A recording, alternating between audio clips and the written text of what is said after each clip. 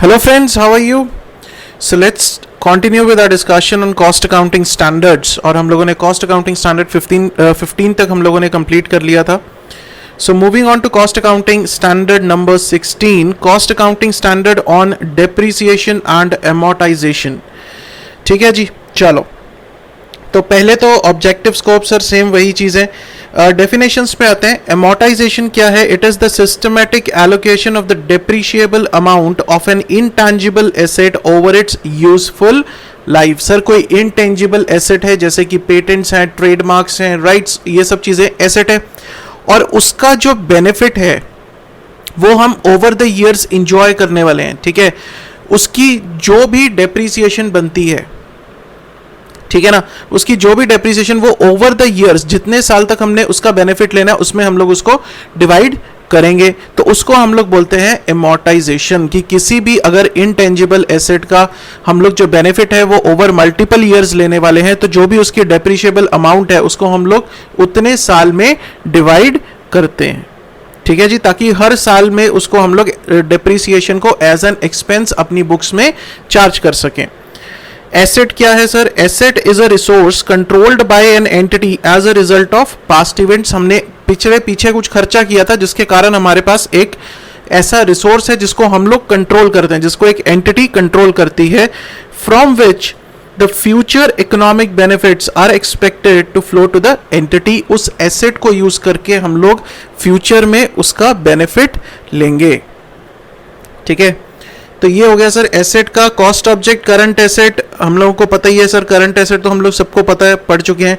Depreciation क्या है? Depreciation is the systematic allocation of the depreciable amount of an asset over its useful life. Sir amortisation और depreciation में क्या फर्क है? एमोर्टाइजेशन में पढ़ो क्या चीज इंपॉर्टेंट थी वहां पे एक वर्ड यूज किया गया था, क्या?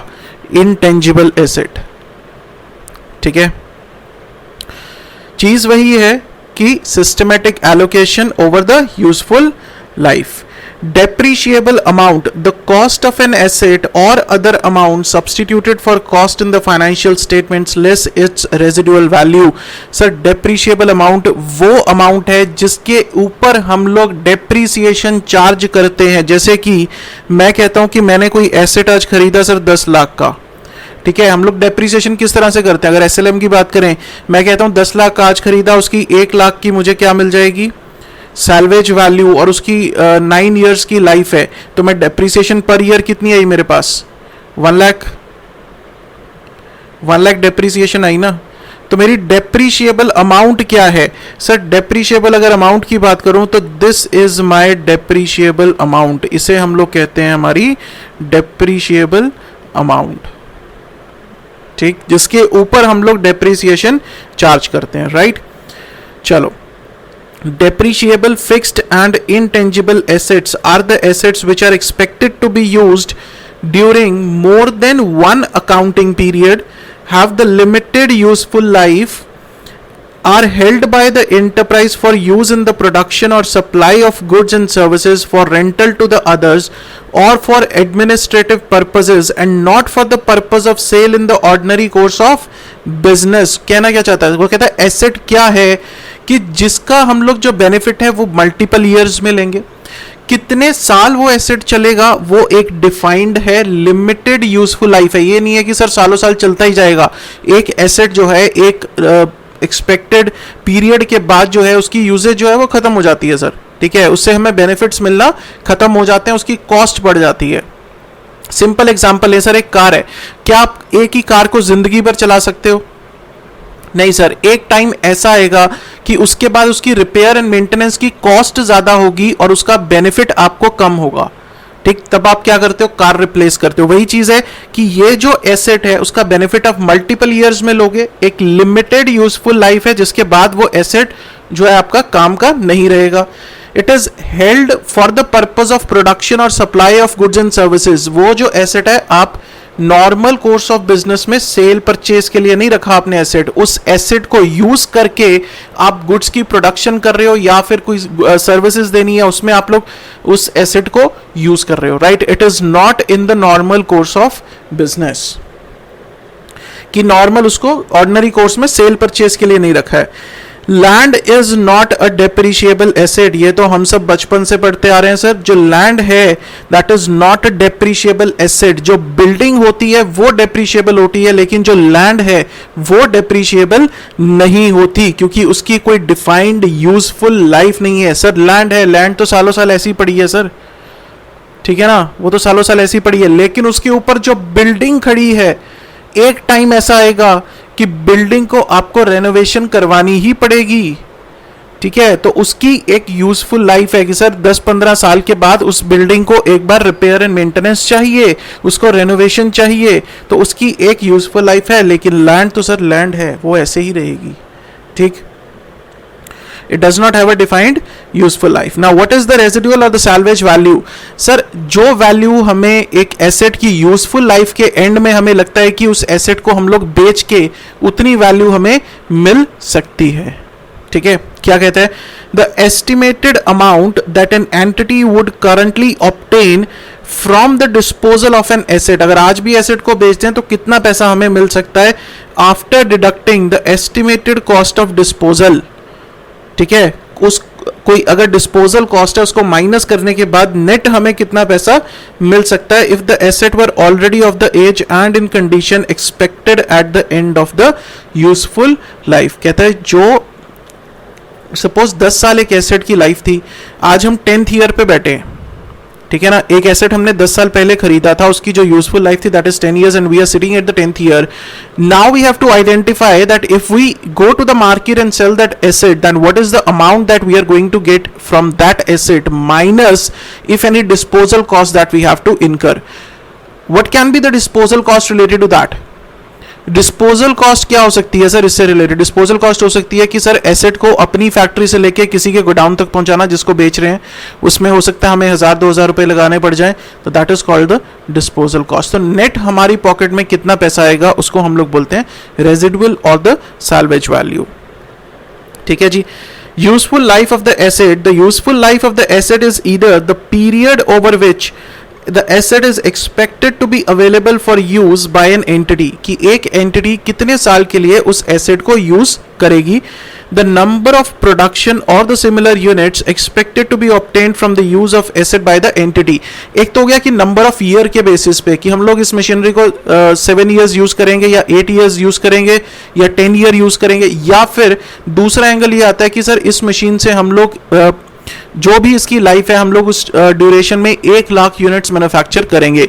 जब 1 लाख यूनिट्स मैन्युफैक्चर हो गए हमें उस टाइम पे पता चल जाएगा कि इस मशीनरी की जो लाइफ है वो खत्म हो गई है और हमें इसे रिप्लेस करना है, ठीक है जी, क्लियर है।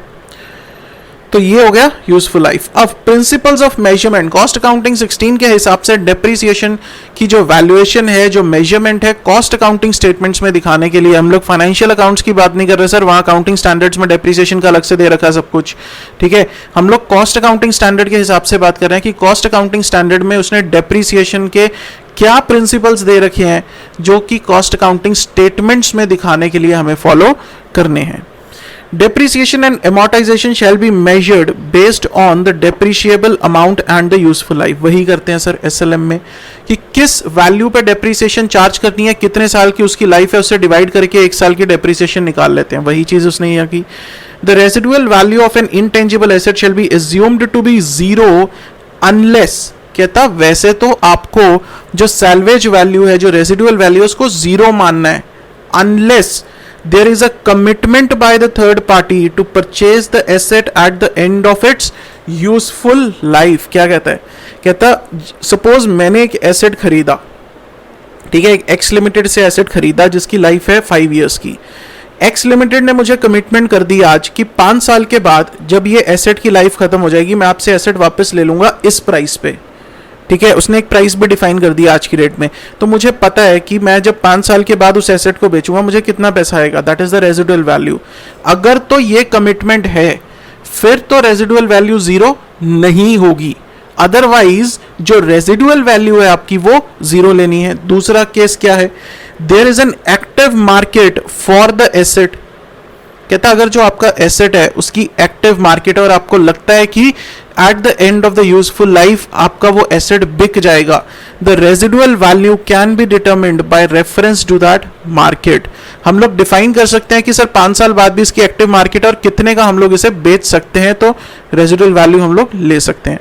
It is probable that such a market will exist at the end of the asset's useful life. The residual value of the fixed asset shall be considered as zero if the entity is unable to estimate the same with the reasonable accuracy. वो कहता है कि अगर आपको लगता है market तो है इस एसेट की, ठीक है, और आपको ये भी लगता है कि 5 साल के बाद भी ये मार्केट यहीं रहेगी, हम एसेट को बेच सकते हैं, लेकिन अगर आप उसकी वैल्यू को आइडेंटिफाई नहीं कर सकते एक्यूरेसी के साथ, क्या बोला उसने, अगर उसकी वैल्यू को लेकर आप लोग श्योर नहीं हो कि आपको वैल्यू कितनी मिलेगी 5 साल के बाद, आपको यह पता है मार्केट होगी लेकिन वैल्यू क्या मिलेगी सर हमें नहीं पता, ठीक है, तो उस केस में आप लोगों को रेजिडुअल वैल्यू 0 लेनी है। अगर आप उसको मेजर कर सकते हो विद रीजनेबल एक्यूरेसी तो उस केस में आप लोगों को 0 नहीं लेनी, फिर जो मेजर करोगे वो आपने रेजिडुअल वैल्यू लेनी है, ठीक है। तो ये एक इसमें इंपॉर्टेंट याद रखने वाली चीज है। चलो जी, in case of regulated industry the amount of depreciation shall be same as prescribed by the concerned regulator. अगर कोई किसी रेगुलेटरी नॉर्म्स के अंडर चल रही है इंडस्ट्री, तो उन नॉर्म्स में अगर डिफाइंड है कि डेप्रिसिएशन इतना चार्ज करना है एसेट के ऊपर तो उतना चार्ज करेंगे, ठीक है। While estimating the useful life of a depreciable asset, the consideration shall be given to the following factors। कहता है जब यूजफुल लाइफ निकालनी है किसी भी डेप्रिशिएबल एसेट की तो कुछ चीजों का ध्यान रखना है। क्या? expected physical wear and tear, obsolescence and the legal or other limit on the use of asset। कि एक्चुअल में मशीन के चलने से कितना उसका wear tear होगा, that is called the physical wear tear। obsolescence means time के साथ वो मशीनरी पुरानी हो जाएगी, वो भी कंसिडर करनी है। मैं कहूँ 15 साल की मशीनरी की लाइफ है लेकिन 5 साल के बाद वो टेक्नोलॉजी आउटडेट हो जाएगी, ऑब्सोलीट हो जाएगी, तो क्या फायदा सर उसका 15 साल रखने का मशीनरी को। Legal and other limits on the use of asset की कल को कि उस एसेट के ऊपर कोई लीगल लिमिटेशंस तो नहीं आने वाली, कोई ऐसा एसेट तो नहीं है जिसकी आपको एक्सपेक्टेड है कि कल को 5 साल के बाद उसके ऊपर कोई लीगल रिस्ट्रिक्शंस आ जाएंगी। तो ये चीजों को ध्यान में रखते हुए हम लोग एक लाइफ डिटरमिन करते हैं कि उस एसेट की हमारे पास लाइफ कितनी है, ठीक है।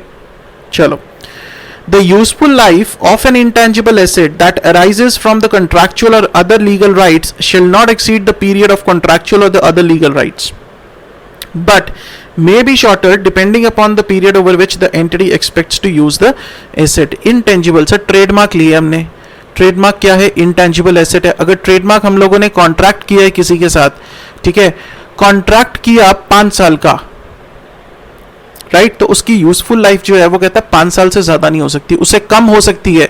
आपको लगता है कि कॉन्ट्रैक्ट तो 5 साल हो गया लेकिन मैं उसका जो बेनिफिट है वो 4 साल के लिए उठाना है मुझे, तो 4 साल उसकी यूजफुल लाइफ होगी, राइट। तो 5 साल एनी केस नहीं वो एक्सीड कर सकते हम लोग। क्लियर है पार्ट? चलो, depreciation shall be considered from the time when a depreciable asset is first put to use। कहता है depreciation किस दिन से चार्ज करनी है, जिस दिन से आप लोगों ने एसेट को यूज करना स्टार्ट करोगे उस दिन से आप लोगों को depreciation जो है वो स्टार्ट करनी है, चार्ज करना।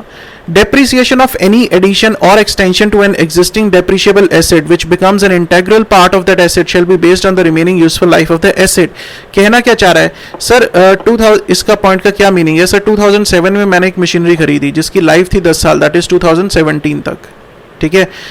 बीच में 2010 में मैंने इसमें कुछ एडिशन कर ली, कुछ स्पेयर पार्ट एक्स्ट्रा लगा लिए, कुछ एडिशन कर ली मैंने 2010 में, ठीक है। तो कहता है कि ये जो 2010 में आपने स्पेयर्स ऐड किए या जो भी एडिशंस की इस मशीनरी की, इसकी लाइफ कितनी होगी, इसकी डेप्रीसिएशन, ये भी तो पार्ट ऑफ एसेट बनेगा, ये पार्ट ऑफ एसेट बनेगा, तो इसकी जो डेप्रीसिएशन है वो कितने साल की चार्ज करनी है। वो कहते हैं ओवर द रिमेनिंग पीरियड, जो 7 साल का रिमेनिंग पीरियड है हम उसके ऊपर ही उसकी डेप्रीसिएशन चार्ज करेंगे, राइट। अब इस पॉइंट में एक ट्विस्ट है, क्या सर, अगर ये एसेट जो है हम लोग इस ईयर के बाद, यहां पर जाकर एसेट तो खत्म हो जाएगा, अगर एसेट के खत्म होने के बाद भी हम लोग इसको यूज कर सकते हैं, if this spare is an independent part and it can be used even after the useful life of that asset, अगर इसको इंडिविजुअली, अगर इस मशीन से अलग करके इंडिविजुअली भी इसको यूज कर सकते हैं, तो इसकी जो डेप्रिसिएशन होगी वो इस पर्टिकुलर पार्ट की लाइफ के ऊपर हम लोग इसको डेप्रिशिएट करेंगे. अगर नहीं होगा तो जितनी मशीनरी की लाइफ है उसके ऊपर डेप्रिशिएट करेंगे. ठीक. Depreciation of any addition or extension to an existing depreciable asset which retains a separate identity. यही चीज मैंने बताया कि अगर कोई एडिशन करते हैं जिसको हम लोग सेपरेटली यूज कर सकते हैं and is capable of being used after the expiry of the useful life of that asset. अगर एसेट की 2017 में खत्म होनी है, उसके बाद भी अगर हम लोग उस जो पार्ट है जो एडिशन किया उसको यूज कर सकते हैं, तो हम लोग उसको 2017 तक डेप्रिशिएट नहीं करेंगे. अगर 2020 तक उसको यूज कर सकते हैं तो हम लोग उसको 2020 तक डेप्रिशिएट करेंगे. ठीक. The impact of higher depreciation due to revaluation of asset shall not be assigned to the cost object. अगर कोई depreciation रिवाइज करते हैं, revalue करते हैं, उसके कारण जो additional depreciation है. Impairment loss on the asset shall be excluded from the cost of production. Sir कोई ज्यादा करने की जरूरत नहीं है. The method of depreciation used shall reflect the pattern in which the asset's future economic benefits are expected. कहता है जो भी method of depreciation follow करो, चाहे SLM करो, चाहे WDV method करो, चाहे units of production method करो, कोई भी मेथड फॉलो करो, उससे पता चलना चाहिए कि जो एसेट की कंजम्पशन है एंटिटी की वो किस तरह की रहने वाली है. 3 मेथड हमारे पास है, straight line, diminishing balance method जिसको कि हम लोग WDV मेथड बोलते हैं, और units of production method. The method of amortization of intangible asset shall reflect the pattern. Again same चीज है. The method and rates of depreciation applied shall be reviewed at least annually. कहता है जो भी method follow कर रहे हो, जिस रेट पे डेप्रिसिएशन फॉलो कर रहे हो, उसको कम से कम साल में एक बार जरूर रिव्यू करो कि सही ढंग से कर रहे हो या नहीं कर रहे हो. Right. If there has been a change in the expected pattern of consumption और loss of future economic benefit, the method shall be changed accordingly. ठीक है. Spares purchased specifically for a particular asset or the class of assets and which would become redundant if that asset or class of asset was retired or use of that asset was discontinued shall form the part of that asset. The depreciable, पहले वाली चीज ही है sir, वही जो पहले किया कि कोई जो पार्ट है हमने पर्टिकुलर उस एसेट के लिए लिया और उस एसेट की जो लाइफ है वो 2 साल के बाद खत्म होने वाली है, तो उस जो एडिशन किया था, जो स्पेयर पार्ट एक्स्ट्रा लिया था, उसकी लाइफ भी 2 साल ही रहेगी. उसकी जो डेप्रिसिएशन है वो 2 साल के लिए ही कैलकुलेट की जाएगी. Cost of small asset shall be written off in the period in which they were purchased as per the accounting. Sir कोई कहता है छोटे मोटे एसेट है सर, उसको तो उसी पीरियड में खत्म कर दो, क्या दिक्कत है.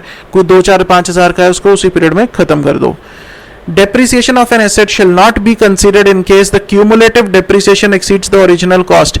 वो कहता है पिछले साल से cumulative depreciation चलती आ रही है, अगर वो original cost को exceed कर जाए वहां पे रोक दो depreciation, उसके आगे सर original cost से ज्यादा depreciation हो ही नहीं सकती. ठीक है ना.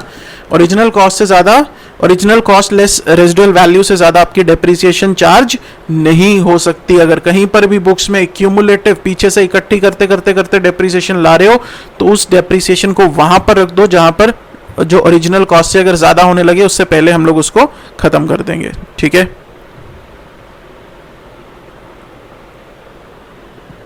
क्लियर है जी? कोई डाउट?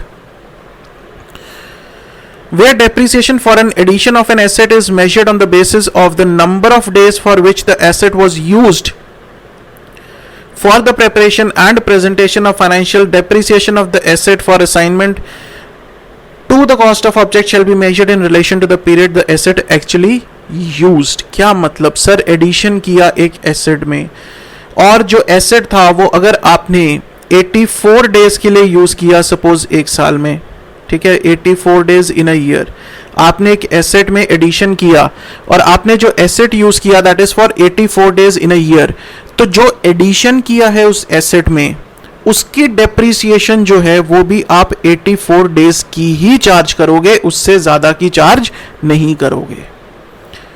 ठीक है. अगर कितने दिन के लिए, अगर हमारी जो एसेट है वो बेस्ड है कितने दिन के लिए हम उस एसेट को यूज कर रहे हैं, तो जो उसकी डेप्रिसिएशन है वो भी उसी बेसिस पे चलेगी. Right. So assignment of cost simple है, प्रेजेंटेशन डिस्क्लोजर्स जो आगे करते आए हैं वही चीजें हैं.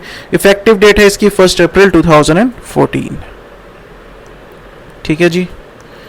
तो वही सब चीजें हैं जो करते आ रहे थे हम लोग। कोई डाउट?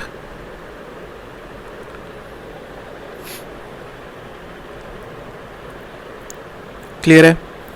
तो इसके साथ सर हो गया हमारा cost accounting standard number 16 over. Moving on to cost accounting standard 17, बहुत ही इजी है sir. Cost accounting standard on interest and financial charges, very easy, 5 minute का काम है सर। एसेट, कॉस्ट ऑब्जेक्ट सब कुछ कर चुके हैं हम लोग। करंट लाइबिलिटीज हमें पता है, imputed cost. Interest and finance charges का मतलब क्या है यहाँ पर? Interest including any payment in the nature of interest for the use of non-equity funds। non-equity funds कौन से होते हैं सर? equity funds कौन से होते हैं? हमारा अपना पैसा, जो ओनर्स हैं उनका पैसा। non-equity funds क्या है सर? जो बाहर से खरीदा है पैसा, बोरो की है, ठीक। And incidental cost that an entity incurs in arranging those funds, उनको अरेंज करने के लिए उससे जुड़ी हुई कॉस्ट, ठीक है। जैसे कि एक ब्रोकर को कहा कि भैया मुझे लोन ले दे उस बैंक से, वो कहता है ठीक है मैं लोन तो ले दूंगा, लेकिन बीच में पैसा लूंगा, लेगा या नहीं? ब्रोकर पैसा लेगा, अपनी ब्रोकरेज लेगा, ठीक है। मैंने कहा ले लेना यार, that is the incidental cost. Clear? तो वो कहता है कि इंटरेस्ट एंड फाइनेंस चार्जेस में ये सब चीजें इंक्लूड होती हैं। प्रिंसिपल्स ऑफ मेजरमेंट क्या है? Interest and financing charges incurred shall be identified for acquisition, construction or production of qualifying assets including the fixed assets and other finance cost for the production of goods or operation or services rendered which cannot be classified। कहता है दो तरह की हो सकती है interest and financing charges. One is related to the procurement, acquisition और construction of the fixed asset, जिसको क्वालिफाइंग एसेट बोलते हैं, ठीक है। दूसरा हो सकता है कि interest and finance charge in relation to the production of goods and services and not in relation to a qualifying asset और अ फिक्स्ड एसेट, ठीक है जी। Interest and financing charges directly attributable to the acquisition, construction, production of a qualifying asset shall be included in the cost of asset. कहता जो तो qualifying asset से related interest charges हैं वो तो उस एसेट की कॉस्ट में इंक्लूड कर देंगे हम लोग, ठीक है। जो भी फिक्स्ड एसेट से रिलेटेड है, कल को मैंने एक प्लांट लेना है, प्लांट लेने के लिए लोन लिया, ठीक है, उस लोन के ऊपर इंटरेस्ट भी पे करूंगा, वो सब चीजें जो हैं that will form the part of my cost of capital. जो मेरी एसेट की कॉस्ट है, एसेट की कॉस्ट है, उसका पार्ट बन जाएगा। Interest and financing charges shall not include the imputed cost. अगर सब्सिडी ग्रांट मिलती है माइनस करेंगे, पीनल इंटरेस्ट नॉट इंक्लूड करेंगे। इंटरेस्ट पेड और received on the investment shall not form the part of other financing charges for the production of goods.